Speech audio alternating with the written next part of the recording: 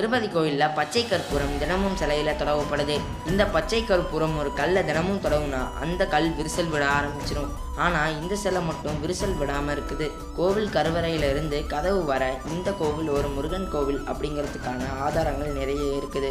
விஷ்ணு கோவிலில் மொட்டை அடிக்கிற வழக்கம் இல்லை. ஆனால் ஏன் இந்த கோவிலில் மட்டும் மொட்டை அடிக்கிற பழக்கம் இருக்குதுன்னு தெரியலை. இந்த கோவில் சிலைக்கு பின்னாடி நீளமாக முடி இருக்கிறதா சொல்கிறாங்க. இந்த கோவில் கருவறைக்குள்ளே இருக்கிற சிலைக்கு முன்னாடி ஒரு அதிசய விளக்கு அணியாமல் இருக்குது. இந்த விளக்கை எப்போ யார் ஏற்றுனா அப்படின்னு தெரியலை. ஆனால் இந்த விளக்கோட திரி இன்னும் மாற்றாமல் இருக்குது. 600 வருஷங்களுக்கு முன்னாடி பாண்டியர்கள் போரிட்ட கடைசி காலம் அப்படின்னு சொல்லலாம்.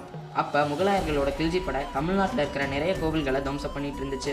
அடுத்து திருவரங்கம் கோவிலை தாக்க போகிறாங்க அப்படின்னு தெரிஞ்சுக்கிட்ட தமிழர்கள் அங்கே இருக்கிற பெருமாள் சிலையை யாருக்கும் தெரியாமல் திருப்பதி மலையில் வச்சிடறாங்க.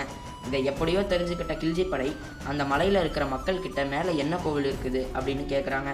அந்த மக்கள் அரசர்கள் சொன்ன மாதிரி மேலே பன்றி கோவில் இருக்கிறதா சொல்கிறாங்க.